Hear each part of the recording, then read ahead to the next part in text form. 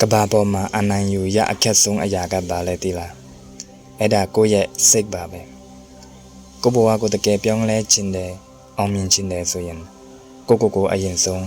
ဘယ်လိုစီမံခန့်ခွဲရမလဲဆိုတာသိဖို့လိုအပ်ပါတယ်ဒါကြောင့်ဒီနေ့ဒီဗီဒီယိုမှာတော့ဓမ္မပဒပါဠိတော်အတ္တဝက်မှာပါတဲ့ဗုဒ္ဓရဲ့အဆိုအမိန့်တွေကိုမျှဝေပေးသွားမှာဖြစ်ပါတယ်ကဲစားလိုက်အောင်အတ္တနင်္ကျေပိယံကျင်ညာရက္ခိယနံစုရက္ခိတံတေနံအညတရံယာမံပတိကျကေယပန္တိတောကိုတကယ်ချစ်ရင်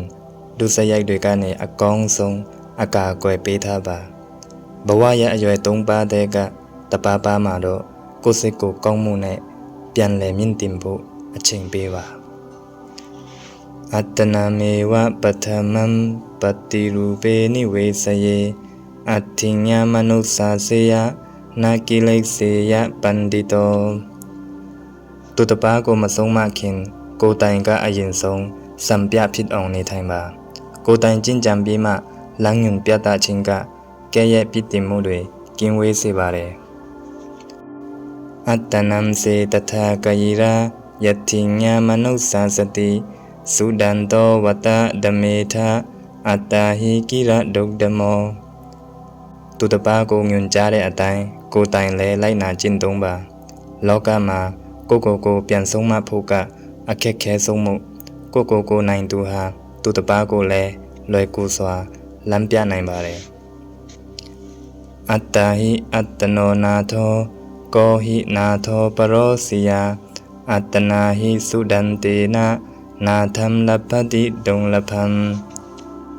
မင်းရဲ့အစစ်မှန်ဆုံးအားကိုးရာဟာမင်းကိုယ်တိုင်ပဲတခြားဘယ်သူကမှထဝရအားကိုးရာမဖြစ်နိုင်ဘူး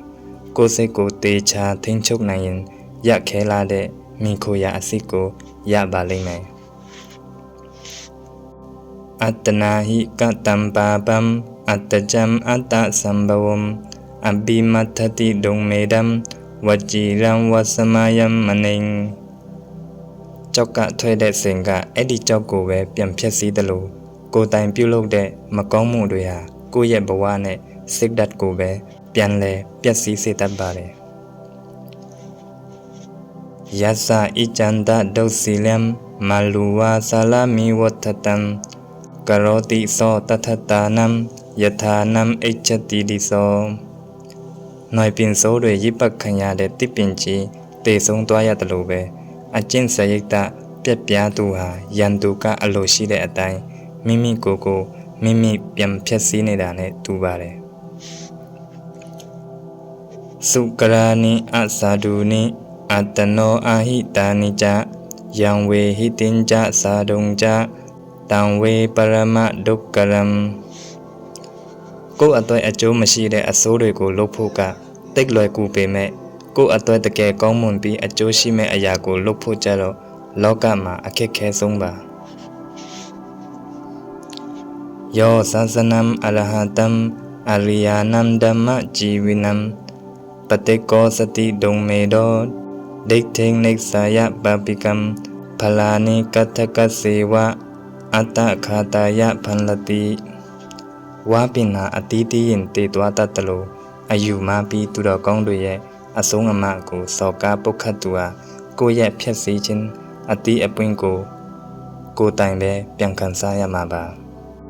အတ္တနာဟိကတံပါပံအတ္တနာသံကိလေသတိ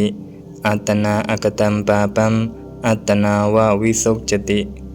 သုဒ္ဓိအသုဒ္ဓိပိච්ချတံနံညောအညံဝိသောတယေမကောင်းမှုလုပ်ရင်ကိုယ်တိုင်ပဲညှဉ်းနှွမ်းပြီးရှောင်ကျဉ်ရင်ကိုယ်တိုင်ပဲဖြူစင်ရမယ်တန့်ရှင်းခြင်းနဲ့မတန့်ရှင်းခြင်းကကိုယ်ပိုင်ကိစ္စဖြစ်လို့တယောက်ကတယောက်ကိုလာဖြူစင်အောင်လုပ်ပေးလို့မရပါဘူးအတ္တဒတံပရထေနဘဟုနာပိနဟပယေအတ္တဒတမပညာယသဒတ္ထပစုတောစီယသူတပါအကျိုးဘယ်လောက်ပဲရှိပါစေကိုယ့်ရဲ့စိမှန်တဲ့စိတ်ဓာတ်မြင့်တင်မှုနဲ့ဘဝပန်းတိုင်ကိုတော့အပြတ်မခံပါနဲ့ကိုယ့်ရဲ့စိမှန်တဲ့အကျိုးစီးပွားကိုသိပြီးအဲ့ဒီအပေါ်မှာပဲအမဲဆွဲဆိုင်ပါအားလုံးပဲကြည့်ရှုနားထောင်ပေးတဲ့အတွက် ကိုယ်စိတ်နှပြချမ်းသာချမ်းသာကြပါစေ